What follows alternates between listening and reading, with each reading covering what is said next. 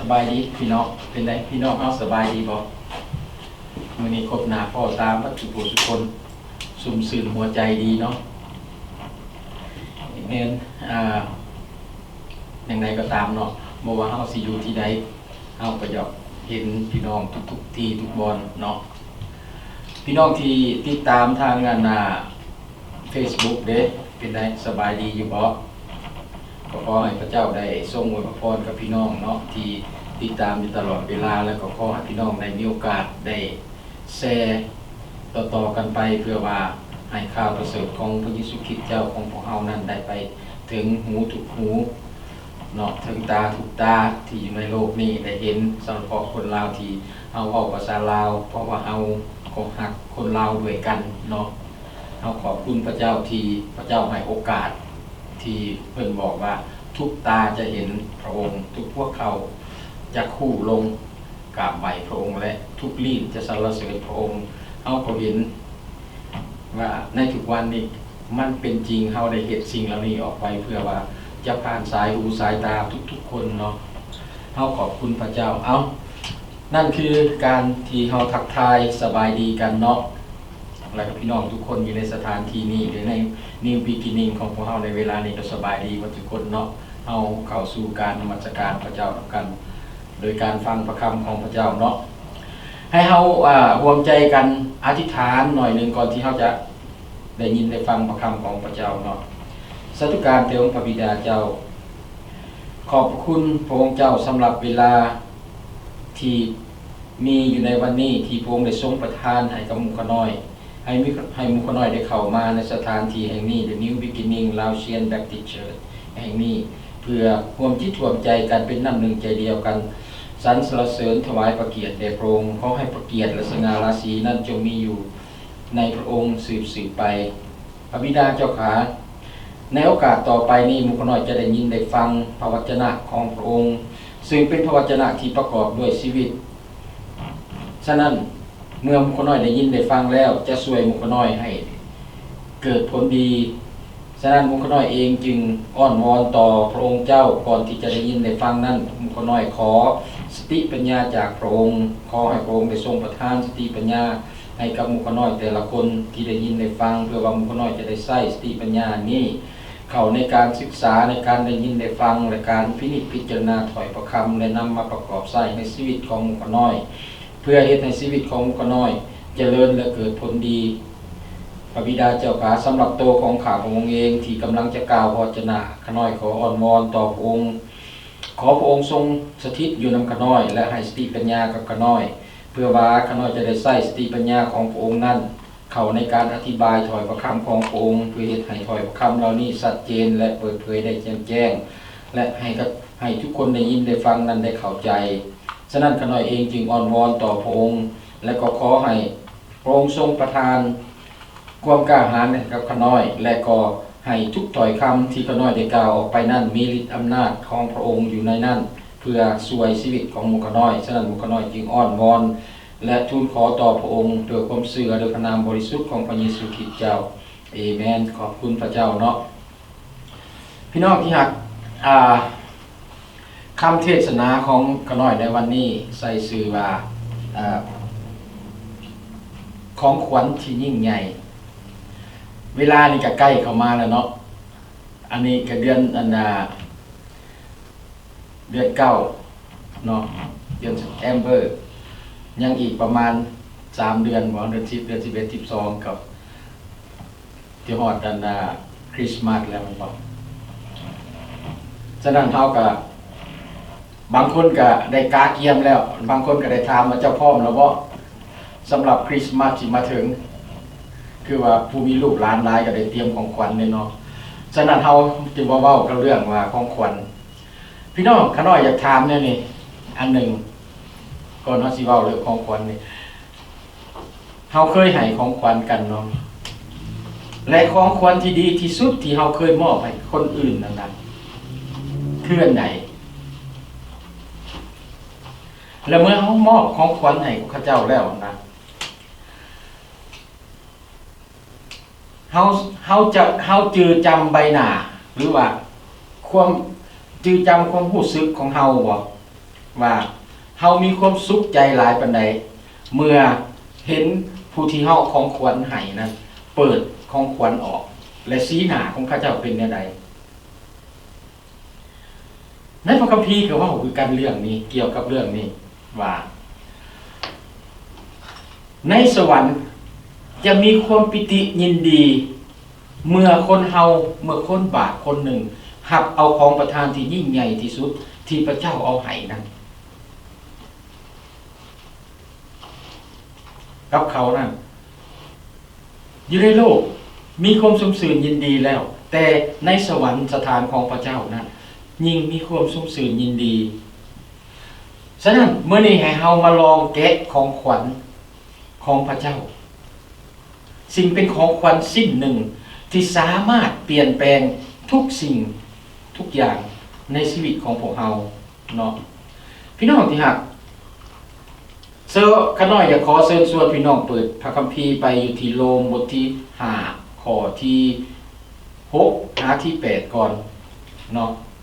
ถ้าพี่น้องเปิดไปแล้วข้าน้อยจะอ่านเนาะแล้วก็ขอเชิญพี่น้องติดตามไปนำกันเนาะโรมบทที่5ข้อ6หา8ได้เว้าดังนี้ในขณะเฮาทั้งหลายยังขาดกำลังพระคริสต์ได้ทรงสิ้นพระชนม์เพื่อแทนคนชั่วอาธรรมตามเวลาอันเหมาะสมด้วยว่า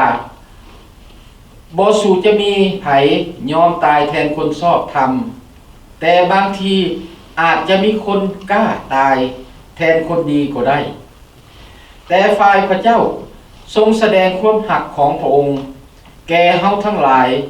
คือขณะที่เฮายังเป็นคนผิดคนบาปอยู่นั่นพระคริสต์ได้ทรงยอมสิ้นพระชนม์แทนเฮาทั้งหลายพี่น้องที่รักพระธรรมโรมตอนนี้แม่นถูกเขียนขึ้นโดยอัครสาวกโปโลทานเขียนไปหาบุคคลที่เชื่อในพระเยซูคริสต์ที่กรุงโรมที่เป็นกลุ่มคริสเตียนกลุ่มหนึ่งที่โปโลมีจุดประสงค์อยากจะไปเยี่ยมยามพวกเขาและในขอพระคัมภีร์ที่จะน้อยนำมามื้อนี้เพื่อรู้ใจพี่น้องในวันนี้แม่นส่วนหนึ่งที่อาจารย์โปโลเขียนไปเพื่อหนุนจิตหนุนใจคนที่เป็นคริสเตียนและบ่เป็นคริสเตียนในที่นั้นให้เขาเจ้ามีจิตใจกล้าหาญที่จะหันหน้าเข้ามาหาพระเจ้าและก่อนการจะให้เหตุผลความจำเป็นอื่นๆอาจารย์โปโลได้สักส่วนเขาด้วยการบอกให้เขารู้ถึงพฤติกรรมการเป็นอยู่ของเขาพฤติกรรมการกระทำของพระเจ้าว่าเขาเป็นอย่างไรเนาะเขาจะบ่สามารถเข้าหาพระเจ้าได้เพราะมาตรฐานความเข้าใจของเขาถ้าเอามาตรฐานความเข้าใจของเขาเองนะเกี่ยวกับเรื่องพระเจ้านั้นเขาจะบ่สามารถเฮ็ดได้เพราะมันบ่ถูกต้องตามจุดประสงค์ของพระเจ้าเฮาเห็นในทั่วไปในทุกวันนี้ในกลุ่มคนลาวของพวกเราในชนชาติคนลาวของเราที่อยู่ในสหรัฐอเมริการวมกันอยู่นี่เฮาก็เห็นว่าเฮากำลังเฮ็ดสิ่งใดสิ่งหนึ่งที่ว่าอยากจะเฮ็ดให้สิ่งเหล่านั้นเป็นที่ถวายเกียรติกับพระเจ้าหรืออยากสร้างบุญบารมีให้กับเฮาเพื่อเฮาจะเอาสิ่งเหล่านั้นไปเพื่อไปต่อรองกับพระเจ้าเวลาเฮาไปจากโลกนี้ไปเพื่อเฮาจะได้เข้าไปในสวรรค์นั่นคือความบ่ถูกต้องกับจุดประสงค์ของพระเจ้าเนาะบ่แม่นสติปัญญาของพระเจ้าตัวนั้นนะอาจารย์โปโลจึงยกให้เห็นฤทธิ์อำนาจที่มีประสิทธิภาพในข่าวประเสริฐในบทบาทใน4บทธรรมอิฐที่มนุษย์เฮาทำตัวบ่เหมาะสมกับพระเจ้าถ้าเฮาอ่าน4บทธรรมอิฐเฮาจะเห็นว่า4บทธรรมอิฐของโรมนะเฮาจะเห็นว่าพฤติกรรมต่างๆหรืออันใดของมนุษย์นะที่ขัดแย้งต่อพระบัญญัติของพระเจ้านั้นเฮ็ดให้พวกเฮาบ่สามารถเฮ็ดให้พระบัญญัตินั้นสำเร็จในตัวของมนุษย์ได้ ในบทที่5นี่เปาโลจึงได้เปลี่ยนจากคือค่าจ้างของความตายค่าจ้างของความบาปคือความตายนั่นเข้าสู่การเปิดเผยวิธีที่พระเจ้าจะเฮ็ดให้ประชาชนของพระองค์ให้คนของพระองค์ได้หันหน้าเข้ามามีความสัมพันธ์อันถูกต้องกับพระองค์เปาโลบอกให้เฮาชัดเจนเลยว่าถ้าเฮาบ่เปลี่ยนแปลงค่าจ้างของความบาปผลที่จะได้รับจากความบาปของเรานั่นคือความตายเท่านั้นความตายนี่บ่ได้ว่ามันถึงว่าตายตอนเฮาวันน่ะยังเฮาเป็นห่างกายในห่างกายนี่แต่ว่าถึงชีวิตจิตวิญญาณที่จะตายอีกครั้งที่2ตายจากพระเจ้านั้นคือเข้าไปสู่แผ่นดินนรกนั่นบ่ได้ไปแผ่นดินสวรรค์ของพระเจ้านั่นแม่นความตายตัวนี้และค่าจ้างของความบาปที่เฮาเฮ็ดอยู่ในโลกนี้เนื้อหนังอันนี้เฮ็ดนั้นต่อสู่พระเจ้านั้นมันจะตายแต่ว่าเปาโลได้เปลี่ยนจากตัวนั้นมาบอกกับให้เฮาเห็นถึงว่าพระเจ้าได้เปิดเผยวิธีที่พระเจ้าอยากให้ประชาชนของพระองค์นั้นหันหน้าเข้ามามีสายสัมพันธ์อันถูกต้องกับพระองค์เปาโลได้เน้นหนักว่าความพยายามใดๆก็ตามที่มนุษย์เข้าใจนะว่าเขาจะเข้าหาพระเจ้าโดยการปฏิบัติรักษาตามกฎบัญญัติต่างๆที่พระเจ้าเอาให้นะมันให้ประโยชน์มันบ่ได้ประโยชน์เพราะว่ามนุษย์บ่สามารถปฏิบัติตามกฎบัญญัตินั้นเขาอ่อนแอเขาขาดกำลังฉะนั้นในเวลาที่เหมาะสมนี่พระคำตอนนี้บอกว่าพระคริสต์ได้ทรงตายเพื่อคนอาธรรมในข้อ6บอกว่าขณะที่เฮาทั้งหลายยังขาดกำลังพระคริสต์ได้ทรงสิ้นพระชนม์เพื่อแทนความชั่วอาธรรมตามเวลาอันเหมาะสมในภาษากรีกใช้คำศัพท์สำหรับว่าเวลาอันเหมาะสมนี่มีอยู่2อย่างคือ chronos กับ kairos คำทวิตคำว่า kairos นั่นหมายถึงว่าข้าเจ้าใช้กับคำเว้าของโมงเวลาจักโมงดังนี้เป็นต้นและคำที่2หมายถึงว่าเวลาที่เหมาะสมคือโอกาสที่จะมาถึงที่ถึงอยู่นั้นเป็นเวลาที่เหมาะสมเปาโลได้เลือกใช้คำนี้และเป็นเวลาแนวใดที่จะเฮาจึงเอื้อนว่าเป็นเวลาที่เหมาะสมนะคำอธิบายหนึ่งที่เว้าว่ามันเป็นเวลาที่เหมาะสมแม้เนื่องจากว่าในที่สุดประชาชนอิสราเอลเขาเข้าใจว่าเขาหมดหวังเขาสิ้นหวังที่จะรักษากฎบัญญัติทั้งหมดของพระเจ้าได้ชื่อได้บอกในหนังสือเฮบเรอตอนที่เฮาเรียนกันในวันพุธแล้วนี่ว่าพระเจ้าได้เลือกเอาชนชาติอิสราเอลให้มาเป็นไพพลของพระองค์เป็นชนชาติของพระองค์เป็นปรมิตรของพระองค์แต่ในหันการที่จะเป็นดังนั้นเขาจะต้องมีเงื่อนไขเหตุอันหนึ่งคือจะต้องรักษากฎบัญญัติของพระเจ้าทุกข้อและเขาก็ยังไม่ได้รู้จักว่าหมดทุกข้อได้แม่นมีอย่างแน่เขาก็ยินดีต้อนรับยินดีที่จะปฏิบัติตามพระเจ้าออกด้วยความศรัทธาในองค์พระผู้เป็นเจ้าเขายินดีแต่ว่าเมื่อเอาจริงๆเขาแล้ว1,500 ปีตลอดพระคัมภีร์เดิมเขาล้มเหลวไปตลอดเขาเฮ็ดบ่ได้นี่คือเพิ่นบอกว่าเวลาอันเหมาะสมเห็นบ่และความหมายอีกอันนึงว่ามันเป็นเวลาที่เหมาะสมที่ว่าพระเยซูจะเข้ามาในโลกนี้และแสดงความรักของพระองค์ต่อประชาชาติของพระเจ้าประชาชนของพระเจ้าคนของพระเจ้าการตีความหมายอันนี้เป็นน่าสนใจอีกอันนึงคือการเกิดของพระเยซูคริสต์มันอยู่ในสถานภาพการทางประวัติศาสตร์ของโลกสื่อของพระเยซูคริสต์ได้แพร่ขยายเข้าไปในอาณาจักรโรมซึ่งเฮ็ดให้โลกกลายเป็นยุทธศาสตร์ที่สำคัญที่สุดประวัติศาสตร์สำหรับผู้ที่ได้รับข่าวดีโดยตลอด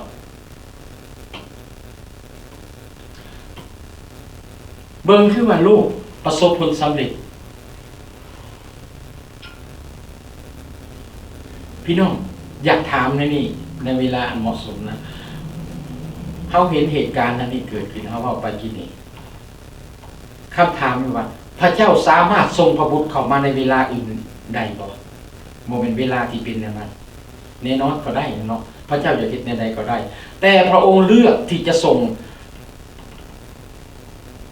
พระเยซูคริสต์มาในเวลานั้น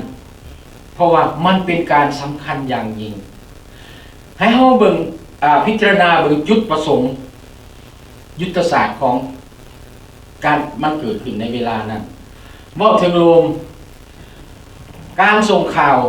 ของข้าเจ้าชาวโรมมีระบบที่ก้าวหน้าที่สุดในการแบ่งปันเอกสารทั่วอาณาจักรของพวกเขาทั่วอาณาจักรโรมนั้นคำสั่งของจักรพรรดิโรมที่ส่งออกไปจะต้องออกไปทั่วราชอาณาจักรของพระเจ้าภายใน1 อาทิตย์มันไวมันบอกถ้าสนึกถือว่ามันมีการสื่อสารที่ก้าวหน้าที่สุดนั่นเนาะแล้วอันที่สองคือการมีสิทธิเสรีภาพในการนับถือศาสนาในโรมบ่ได้เรียกห้องให้เขาจะต้องปฏิบัติตามความเชื่อทางศาสนาที่โรมกำหนดไว้เท่านั้นเขามีสิทธิเสรีภาพที่จะเชื่อและที่จะสอนตามความเข้าใจของเขานั่นมันเป็นเวลาที่เหมาะสมสำหรับข่าวประเสริฐของพระเจ้าที่จะถูกเปิดเผยให้คนได้ยินและอันที่สามการปกครองเฮาฮู้ว่าในเวลานั้นโรมครอบงำโลกทั้งหมดที่โรมฮู้จักนะที่โรมยึดมาได้นะดังนั้นมันเป็นการดีในการเปิดเผยแพร่พายข่าวประเสริฐในทั่วโลกที่เขตอาณาจักรของโรมปกครองนะและอันที่สี่เส้นทางที่สำคัญโรมได้สร้างระบบเส้นทางที่ก้าวหน้าที่สุดในประวัติศาสตร์บ่ว่าจะเป็นการศึกษาเนาะการอ่านการเขียนตัวอักษร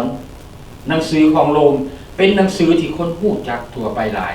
และถูกซิกสอนอย่างกว้างขวางในทั่วโลกว่าง่ายๆเวลานั้นเหมาะสมกับข่าวประเสริฐเรื่องของพระเยซูคริสต์ที่จะเอาไปเปิดเผยมัน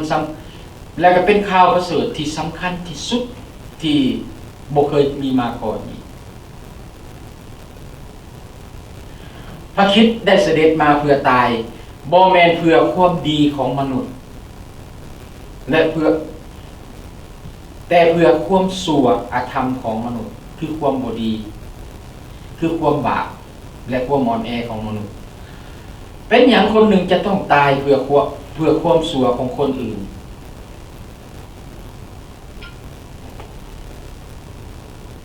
เปาโลได้อธิบายว่าเป็นอย่างจึงเฮาจึงบ่ได้ยินว่าคนที่ตายน่ะจะต้องตายเพื่อคนดีแต่คนที่จะตายเพื่อคนดีนั่นก็ยังหายากอยู่แล้ว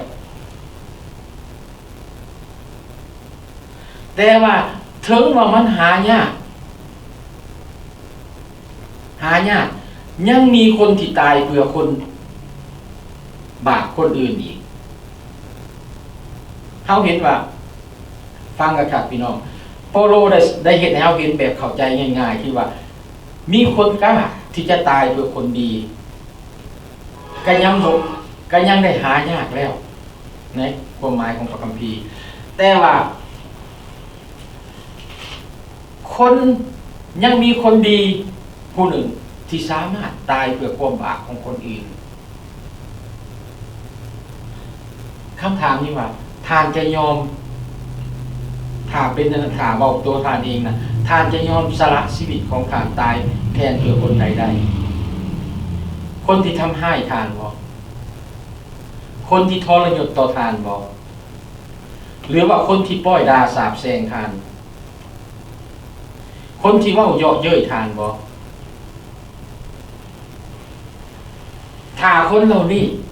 เฮ็ดจังซี่กับท่านนะท่านอาจจะบันทึกใส่ในจิตใจของท่านนะจารึกไว้ว่าจะเอาคืนมื้อใดมื้อหนึ่งบ่แต่สำหรับพระเจ้า พวกเขาเหล่านั้นอยู่ในบัญชีรายชื่อของพระเจ้าพระเจ้าเมตตาสงสารเขาพระเจ้าได้ตายเพื่อเขาแล้วเรียบร้อยแล้ว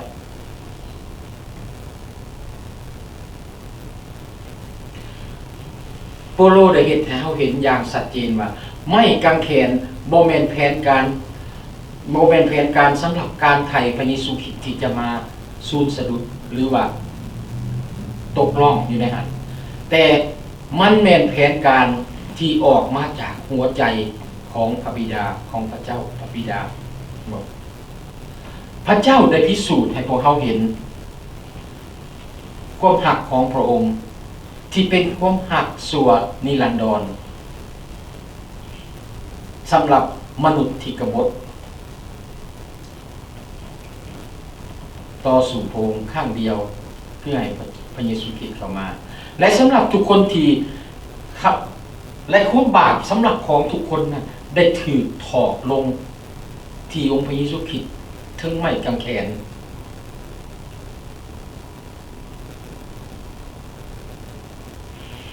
มันจะบ่มีความสงสัยในความหักของพระบิดาสำหรับพวกเราบอกในเวลาที่พวกเราสิ้นหวังเป็นบอกว่าในเวลาที่พวกเราสิ้นหวังในเวลาที่พวกเราหมดหวังในชั่วโมงที่จิตใจของพวกเรามืดมัวที่สุดนั้นพระเยซูคริสต์ได้ตายเพื่อพวกเราแล้วเราสิ้นหวังในหนทางที่จะกลับคืนไปคืนดีกับพระเจ้าเราเห็นสิ่งที่พวกเราเฮ็ดเพื่ออยากให้เป็นที่พอพระทัยของพระเจ้าเพื่อว่าพระเจ้าจะเห็นความดีของเราแต่สิ่งนั้นบ่แม่นมาตรฐานของพระเจ้าเราเห็นบ่ให้เราเปิดไปต่ออยู่ในโรมบทที่5ข้อ9 5ข้อที่11ได้เว้าอย่างนี้ขอเชิญพี่น้องติดตามไปเนาะเหตุฉะนั้นเมื่อพวกเราได้ทรงถือว่าเป็นคนชอบธรรมแล้วด้วยพระโลหิตของพระองค์หลายกว่านั้นอีกเฮาทั้งหลายจะพ้นจากพระพิโรธของพระเจ้าโดยพระองค์ด้วยว่าเมื่อเฮาทั้งหลายเป็นศัตรู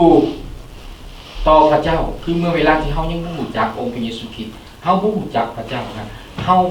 เป็นศัตรูต่อพระเจ้าด้วยความที่ว่าเฮาบ่เชื่อวางใจในพระเจ้านั่นคือความบาปของพวกเฮาบอกด้วยว่าเมื่อเฮาทั้งหลายยังเป็นศัตรูต่อพระเจ้าพระเจ้าได้ทรงโปรดให้พวกเฮาคืนดีกับพระองค์ที่พระบุตรของพระองค์ทรงสิ้นพระชนม์แล้วหลายกว่านั้นอีกเมื่อเฮาทั้งหลายได้กลับคืนดีแล้วพวกเฮาก็ได้พ้นด้วยการทรงคืนพระชนม์ของพระองค์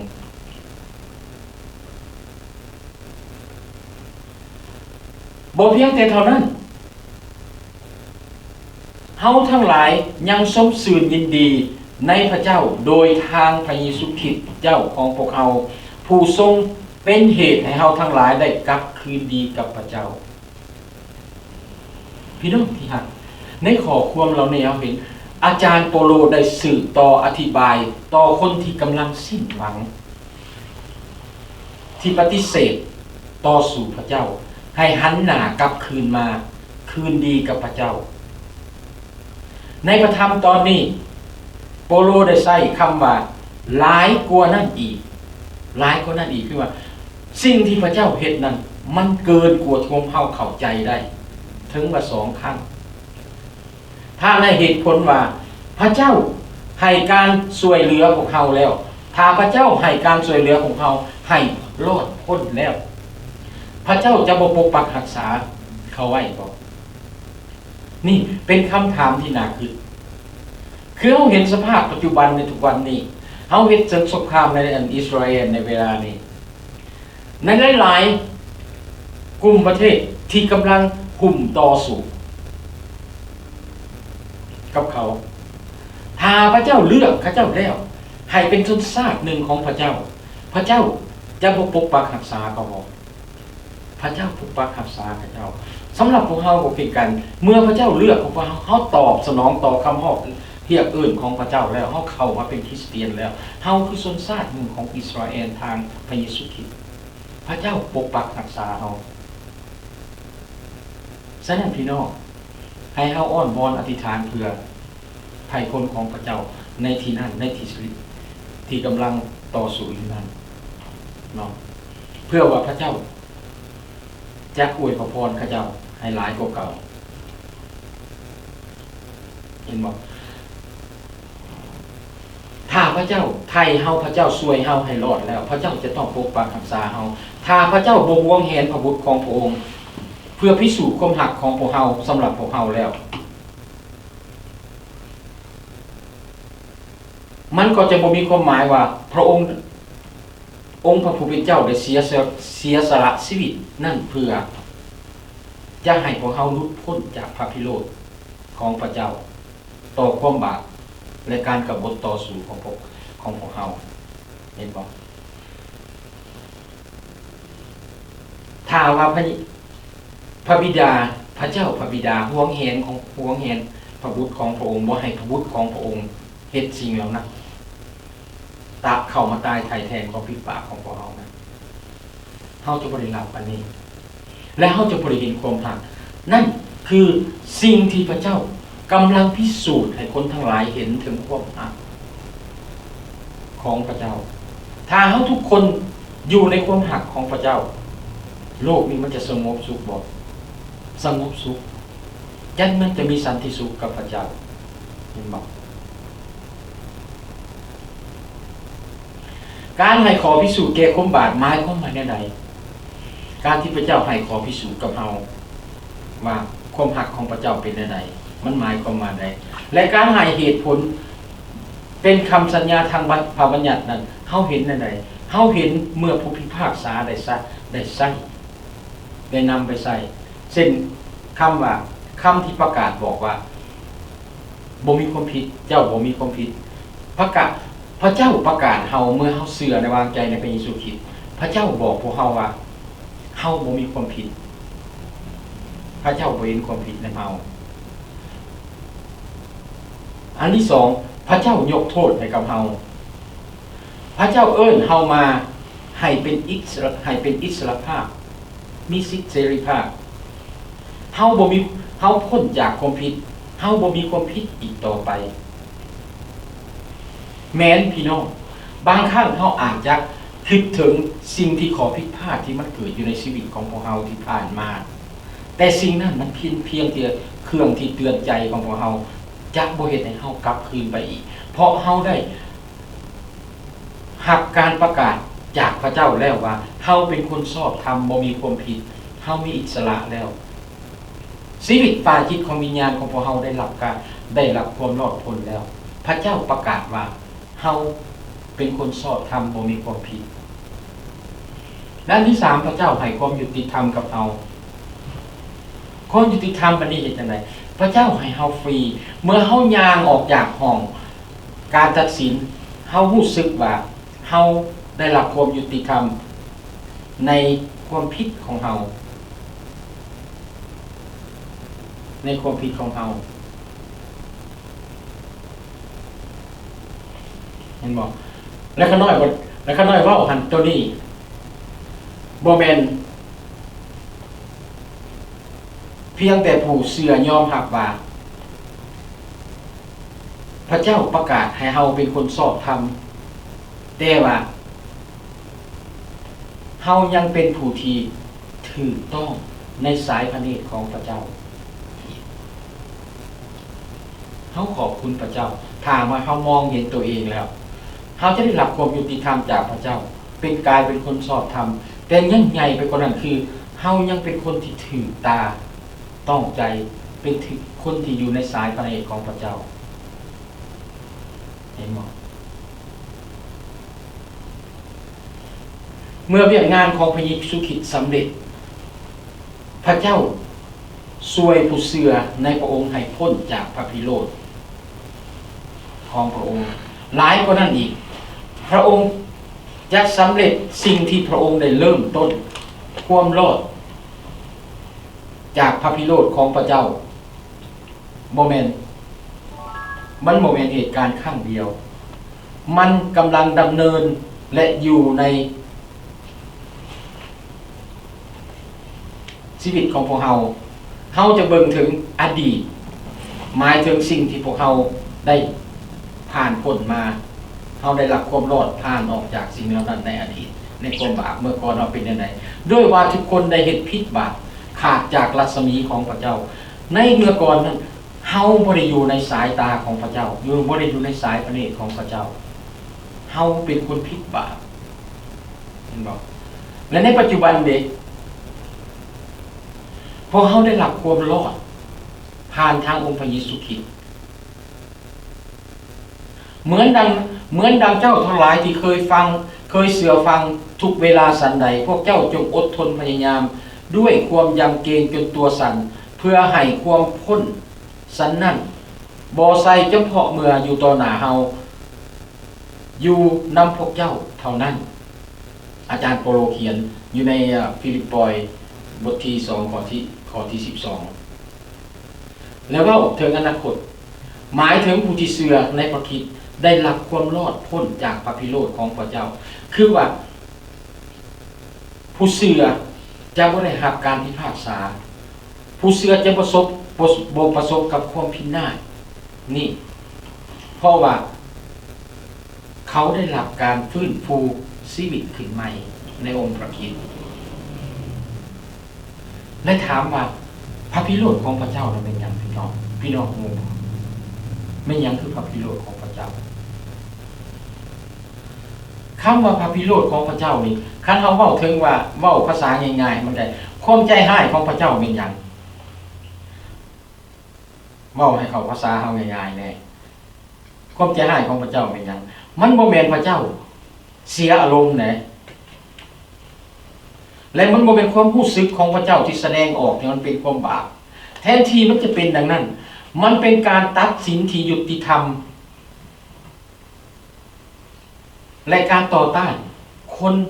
บาปที่บ่กลับใจพระพิโรธของพระเจ้านั้นมีไว้สำหรับคนที่ได้รับโอกาสได้ยินข่าวประเสริฐขององค์พระเยซูคริสต์แล้วได้รับคำเชื่อเชิญจากองค์พระเยซูคริสต์แล้วรู้แล้วว่าพระเยซูคริสต์เข้ามาในโลกนี้ได้ตายเพื่อเขาแล้วเขารู้จักสิ่งเหล่านี้แล้วแต่ว่าเขาปฏิเสธเอาของเขาเองอัตถิอัตโนนาโถเฮาเป็นที่พึ่งของตนเฮาจะเฮ็ดเอาเองเฮาบ่ยอมให้ผู้ใดช่วยสิ่งนี้เฮาเฮ็ดได้นั่นคือพระเจ้าพระพิโรธกับพวกนั้นพระเจ้าเป็นอย่างจริงพระพิโรธเพราะพระองค์บ่อยากเห็นเฮาไปในที่บ่อนที่พระองค์บ่ได้ต้องการอยากให้เฮาไปเรื่องนี้บ่ได้เป็นการทดลองและก็บ่แม่นการทดสอบ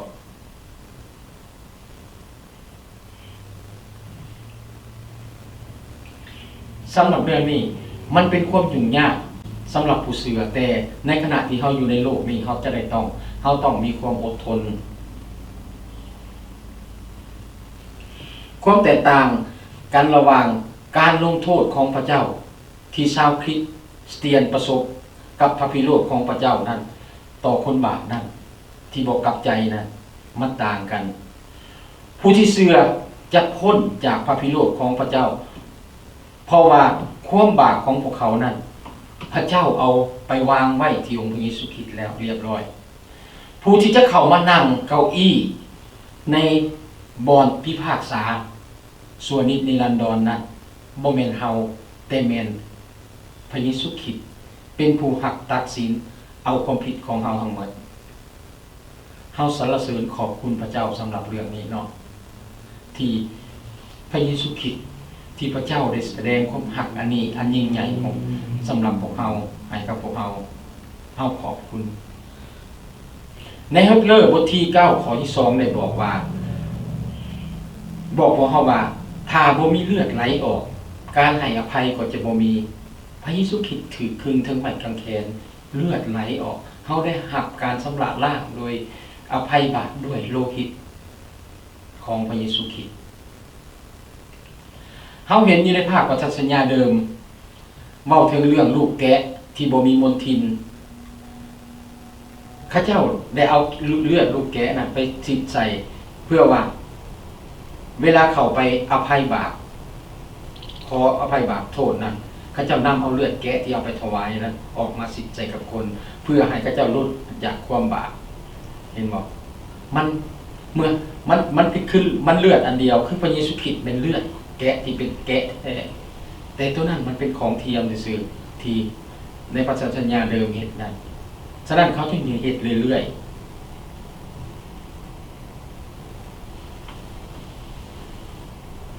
ฉะนั้นในทั่วประวัติศาสตร์ในประวัติศาสตร์ที่ผ่านมานะเฮาจึงเห็นว่ามีผู้เดียวเท่านั้นที่เกิดมาในโลกนี้ที่บ่มีความผิดบาปบ่มีความบาปเพราะฉะนั้นมีเพียงผู้เดียวเท่านั้นที่เป็นการเสียสละเลือดสำหรับมนุษย์ทั้งโลกที่จะชำระมนุษย์ทั้งโลกให้บริสุทธิ์คนนั้นก็คือพระเยซูคริสต์ผู้ใดกลายเป็นคนบาปเพื่อหับเอาเพื่อเฮ็ดให้พวกเฮากลายเป็นคนชอบธรรมในพระเจ้าการเฮ็ดให้ดีคือกันกับการแม่นการห่วมเอา2คนเข้าหากันแม่นบ่หรือว่าคน2กลุ่มการคืนดีกันระหว่างพระเจ้ากับมนุษย์แม่นเริ่มต้นเฮาเห็นอยู่ในพระคัมภีร์เริ่มต้นจากพระเจ้าเป็นผู้เสนอก่อนมันคือกับเรื่องของกษัตริย์ที่ประกาศยกโทษให้กับพลเมืองของตัวเองที่กบฏต่อสู้กษัตริย์นี่บ่พี่น้องที่รักคำเตือนสำหรับพวกเฮาแม่นแต่ละคนได้รับความเสื่อเซินในการให้อภัยเมื่อเฮาเห็นพระวจนะตอนนี้เฮาเข้าใจได้โลดว่าทุกคนถือเสื้อเซินแล้วเรียบร้อยจากพระเจ้าแต่เฮาจะต้องรับเอาไว้บ่ถ้าเฮาต้องรับเอาไว้ชีวิตฝ่ายจิตวิญญาณของพวกเฮาก็จะบ่ถึงจิบหายในวันสุดท้ายดังนั้นสำหรับมนุษย์คนบาปที่จะดีกับพระเจ้าได้ผู้ใดผู้หนึ่งจะต้องรับเอาของประทานที่พระเจ้าประทานให้และต้องเชื่อไว้วางใจในพระคริสต์ของประทานนั้นก็คือพระคริสต์ที่ประทานให้กับพวกเฮาให้ความรอดกับพวกเฮาให้ความยุติธรรมกับพวกเฮาและให้เฮามีชีวิตอยู่อย่างอย่างเป็นผู้ชอบธรรมพวกเฮาที่เป็นมนุษย์บางคนอาจจะอ้างว่าค่อยดีเพียงพอแล้วค่อยดีแล้วเฮาเอาเว้าได้แต่ว่าอยู่ในพระคัมภีร์บอกกับพวกเฮาว่าสิ่งเดียวที่เฮาจะอวดอ้างได้ก็คือชีวิตความตายและหลุมฝังศพและการฟื้นคืนของประสนของพระเยซูคริสต์เท่านั้นที่ช่วยพวกเฮาได้โลมบทที่5ข้อที่18ฮะ21เหตุดังนี้การพิพากษาลงโทษได้มาถึงคนทั้งปวงเพราะการละเมิดเถื่อเดียวสันใดการทรงกระทำอันชอบธรรมเถื่อเดียวก็นำการปลดปล่อยและชีวิตมาถึงคนทั้งปวงสันนั้นด้วยเหตุว่าคนจำนวนหลายตกเป็นคนผิดบาปเพราะมนุษย์คนเดียวที่บ่เชื่อฟังสันใดคนจำนวนหลายก็จะได้ทรงถือว่าเป็นคนชอบธรรมเพราะพระองค์ผู้เดียวที่ได้เชื่อฟังสันนั้นพระบัญญัติได้มีขึ้นก็เพื่อความผิดจะได้ปรากฏหลายขึ้นแต่ที่ได้มีความผิดบาปปรากฏหลายขึ้นพระกรุณาคุณก็จะมีหลายขึ้นในที่นั้นเพื่อว่าความผิดบาปได้ครอบงำให้ถึงความตายสันใดพระกรุณาก็จะครอบงำด้วยความชอบธรรมถึงชีวิตอันตลอดไปเป็นนิจโดยทางพระเยซูคริสต์องค์พระผู้เป็นเจ้าของพวกเฮาทั้งหลายสันนั้นเฮาเห็นยูบอนนี่โปโลได้ยกเอาการโต้เถียงของการกล่าวโทษและการให้เหตุผลที่ใช้คำอธิบายเพื่อแก้ตัวและการเปรียบเทียบของการกระทำระหว่างผลได้หักของชาย2คนอยู่ในหันในข้อประคำที่เราอ่านมานี่เฮาบ่ได้เห็นว่า โปโลได้เอ่ยชื่อผู้ใดแต่ว่าพวกเฮาฮู้ว่าผู้ทำอิฐนั่นคือผู้ใดและผู้สุดท้ายนั่นคือผู้ใดคืออาดัมและพระเยซูคริสต์ในข้อพระคัมภีร์ที่กำลังเว้าถึงการกระทำของอาดัมเป็นจังไดโปโลได้เปรียบเทียบให้เบิ่งการกระทำของอาดัมนั้นเป็นการล่วงละเมิดซึ่งถือเอาแนวคิดเจตนาของตัวเองข้ามขอบเขตที่พระเจ้าได้สั่งไว้คำสั่งของพระเจ้าไว้พระเจ้าสั่งกับอาดัมในใดห้ามกินหมากไม้จากต้นนี้ในเมื่อเวลาที่พระเจ้าสั่งสวนเอเดนให้เขาอยู่นะบอกว่าให้เรากินต้นใดเรากินได้หมดแต่ว่าเรากินบ่ได้แต่ว่าเห็นหยังอาดัมเห็นหยังอาดัมข้ามไป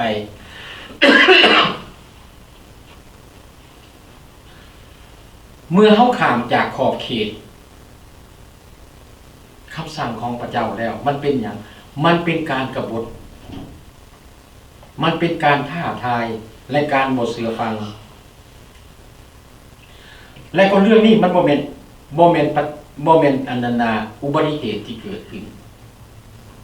มันบ่แม่นอุบัติเหตุที่เกิดขึ้นมันเป็นความตั้งใจเนาะและข้างนอกบ่ได้เว้าถึงว่ามันเป็นขอแก้ตัวอาดัมเรารู้จักเจตนาคำสั่งของพระเจ้าแต่ว่าเจตนาของแต่เรามีเจตนาที่บ่สนใจบ่ตั้งใจที่จะเชื่อฟังที่จะเฮ็ดตามคือคนเฮาในทุกวันนี้คือพวกเฮาในทุกวันนี้หลายคนได้ยินหลายคนถือสัดส่วนให้เข้ามาหาพระเยซูคริสต์เจ้าและก็หลายคนก็รู้ว่าเมื่อเขามาหาพระเยซูคริสต์แล้วเจ้าแล้วชีวิตของเขาเจ้าจะมีการเปลี่ยนแปลงชีวิตของเขาจะได้รับพระพรชีวิตของเขาจะเกิดมีสิ่งหลายอย่างที่เกิดขึ้นดังที่เขาคาดฝันบ่ถึงแต่เห็นหยังแต่เขายอมเอาเจตนาของเขาปะทิ่มสิ่งเหล่านั้นเขาบ่ยอมครับเขาบ่เลือกที่จะเฮ็ดตามเขาเห็นเมื่ออาดัมตั้งใจเฮ็ดตามเจตนาของเรามันส่งผลสะท้อนบ่มันส่งผลสะท้อนของอาดัมที่เฮ็ดนั้นมันเป็นบาปที่สืบทอดมาถึงมนุษย์ทุกคนในโลกนี้เพราะว่าอาดัมพระเจ้าบ่ได้สร้างเราไว้ในเกาะหนึ่งต่างหากพระเจ้าสร้างเราไว้รวมกับพวกเราเป็นต้นกำเนิดสำหรับมนุษย์ทั้งหมดเพราะฉะนั้นโดยการบ่เชื่อฟังของชายคนเดียวหมายความว่าทุกคนได้รับการสืบทอดลักษณะบาปนั้นผลของการละเมิดของผู้ชายคนนั้นแม่นการสูญเสียชีวิตสำหรับทุกคนพี่น้องอยากอยู่ในข้อนี้นะถ้าเฮาฟังคักๆในฐานะที่พวกเฮาเป็นหัวหน้าครอบครัวเป็นผู้นำครอบครัวเป็นพ่อแม่ของลูกเต้าถ้าเฮาบ่เชื่อฟังพระเจ้าเฮาฝืนต่อคำสั่งของพระเจ้าเฮาจะเห็นหมากผลของเฮาของการบ่เชื่อฟังคือลูกของเฮาจะบ่ได้รับพระพรเขาจะสืบทอดเอาบาปนั้นไปบาปนั้นที่ไปตกนำเขาคือเฮาได้รับจากอาดัมนี่เห็นบ่โดยการบ่เชื่อฟังของชายคนเดียวหมายความว่าทุกคนได้รับการสืบทอดลักษณะบาปนั้นผลของการละเมิดของผู้ชายคนนั้นแม่นการสูญเสียชีวิตสำหรับทุกคนการเฮามาเบิ่งการกระทำของพระเยซูคริสต์การกระทำของพระเยซูคริสต์มันเกิดขึ้นในหลายขั้นตอนคำว่าการกระทำสามารถแปลได้ว่าการทำงานมันหลายกว่าหนึ่งในขั้นตอนมันเป็นความชอบธรรมตลอดชีวิตซึ่งเป็นการกระทำอันชอบธรรมที่นำไปสู่ความยุติธรรมทั้งไม่ทั้งแขนและมันหลายกว่านั้นคือลบล้างบาปและการกบฏของพวกเรามันนำเอาความเป็นไปได้ ในชี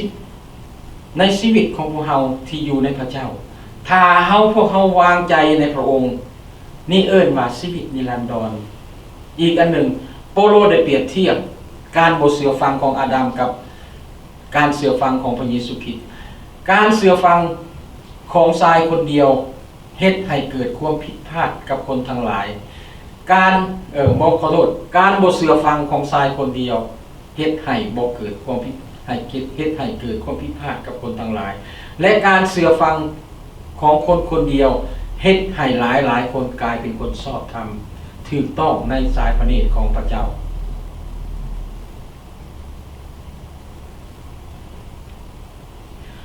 โปโลได้สรุปว่าพระเจ้า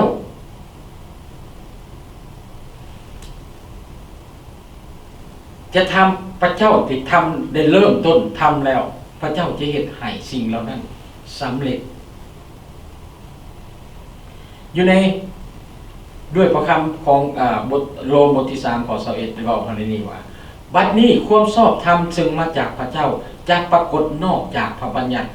เมื่อเฮาอ่านเบิ่งคือว่าโปโลกำลังว่าพระเจ้าให้กฎบัญญัติเพื่อความบาปจะเพิ่มขึ้นแต่ถ้ามันบ่แม่นความหมายอย่างนั้นแล้วสำหรับทานว่าถือบ่แต่สำหรับพระเจ้าแล้วความเข้าใจที่ถูกต้องแม่นพระเจ้าให้พระบัญญัตินั้นเคียงคู่กับความบาปและเพิ่มความหักหู้ของพวกเราเกี่ยวกับผลสะท้อนของความบาปคือเมื่อบ่ปฏิบัติตามพระบัญญัติความบาปก็จะเกิดขึ้นฉะนั้นเมื่อรู้จักความบาปหลายขึ้นพวกเราก็รู้ว่าพวกเราต้องการพระคุณของพระเจ้าหลายขึ้นเมื่อพวกเราเห็นความบาปในตัวของพวกเราเองหลายขึ้นพวกเราก็เห็นให้เราต้องการให้เรารู้ว่าเราต้องการพระคุณของพระเจ้าหลายขึ้นเมื่อพวกเราเห็นความสำคัญทั้งหมดของพระบัญญัติเรารู้ว่าพระบัญญัติศักดิ์สิทธิ์เรารู้ว่าพระบัญญัติมีฤทธิ์อำนาจถ้าเราบ่เฮ็ดตามพระบัญญัตินั้นเราก็เกิดความบาป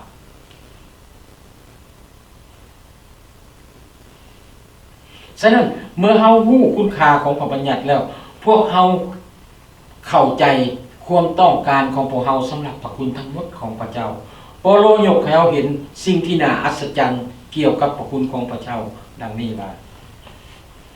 บ่ว่าความบาปของพวกเรานั้นจะใหญ่หลวงปานใดจะส่ำใดก็ตามพระคุณของพระเจ้ายังมีล้นเหลือสำหรับพวกเราขอบคุณพระเจ้าพี่น้องของขวัญที่ยิ่งใหญ่และล้ำค่าที่สุดที่พระเจ้าให้กับพวกเรานั้นคือพระเยซูคริสต์การที่พระเจ้าเอิ้นเอาพวกเราเข้ามาบ่แม่นเราเริ่มต้นจากเราเองแต่พระเจ้าได้เริ่มต้นเองก่อนพระเจ้าให้พระบุตรของพระองค์ได้เข้ามาเพื่อตายทายแทนความผิดบาปของพวกเราพระเจ้าฮู้ว่าในโตของมนุษย์เองนะจะเฮ็ดตามกฎบัญญัติของพระเจ้านั้นเป็นไปบ่ได้เฮาบ่สามารถเฮ็ดได้ในพระบัญญัติ10ข้อมีไผเฮ็ดได้ไหม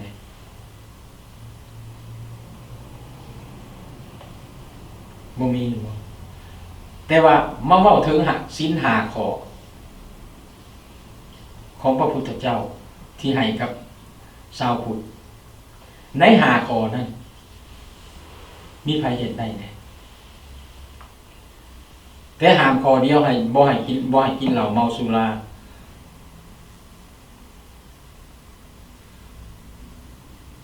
คริสเตียนนี่ยังบอกแต่ว่าอย่ากินหลายเกินส่วนเพราะมันบ่ดีแต่สำหรับพุทธแล้วเป็นได้ห้ามเท่านั้นกินด้วยความม่วนซื่นร่าเริงเป็นการแสดงการต่อสู้ต่อกฎบัญญัติฉะนั้นถ้าเฮาต่อสู้ต่อกฎบัญญัติแล้วมันจะเฮ็ดให้เฮาเป็นบาปฉะนั้นโปโลจึงสรุปให้เฮาว่า บาปของเฮาเนี่ยมันจะใหญ่ถึงขนาดใดก็ตาม เมื่อเฮาอยู่ในองค์พระเยซูคริสต์เจ้า พระคุณของพระเจ้านั้นยิ่งใหญ่กว่าความบาปที่มีอยู่ในตัวของเฮาหมายความว่าพวกเฮารอดพ้นจากพระพิโรธของพระเจ้า ขอพระเจ้าอวยพรสาธุการแด่องค์พระบิดาเจ้าขอประเดชคุณพระองค์เจ้าสำหรับพระวจนะที่พระองค์ได้ทรงประทานให้กับคนน้อยได้ยินได้ฟังในวันนี้ แล้วก็ขอให้พระองค์ทรงบรรจุถอยประคำเหล่านี้อยู่ในจิตใจของหมู่คนน้อยเพื่อว่าหมู่คนน้อยจะได้หำเพิงและพิจารณาเพื่อหมู่คนน้อยจะได้นำมาประกอบใส่ในชีวิตของหมู่คนน้อยในการดำเนินชีวิตไปในโลกนี้เพื่อเฮ็ดให้พระประสงค์ของพระองค์สำเร็จและเพื่อให้เฮ็ดชีวิตของหมู่คนน้อยจะได้จบลงโดยดีในเส้นทางของพระองค์ฉะนั้นหมู่คนน้อยเองจึงฝากสิ่งเหล่านี้ไว้ในพระหัตถ์อันทรงฤทธิ์ของพระองค์โอ้พระบิดาเจ้าขาวันนี้หมู่คนน้อยได้สิ้นสุดจากการนมัสการจะแยกย้ายกันกลับบ้านและในอาทิตย์ต่อไปก็จะหมู่คนน้อยจะทำมาหากินขอพระองค์ทรงโปรดประทานอวยพรให้กับหมู่คนน้อยว่าสิ่งใดที่หมู่คนน้อยแต่ต้องขอให้ทุกสิ่งที่อย่างที่หมู่คนน้อยได้เฮ็ดได้กระทำนั้นเกิดผลไปในทางที่ดีและให้หมู่คนน้อยได้มีโอกาสและเวลาได้เข้ามาสรรเสริญถวายพระเกียรติแด่พระองค์เจ้าอีกในอาทิตย์ต่อไปฉะนั้นหมู่คนน้อยจึงอ้อนวอนอธิษฐานต่อพระองค์เจ้าโดยความเชื่อโดยพระนามอันบริสุทธิ์ของพระมหาเยซูคริสต์เจ้าเอเมนขอบคุณพระเจ้าขอพระเจ้าอวยพรพี่น้องทุกๆคนเนาะเกี่ยวเว้าสู่อันน่ะว่าฟังอยู่บ่หลานเราบ่สบายยังบ่ได้เว้าเทื่อบอกมาแม่ให้เราไปเวยามก่อนนี่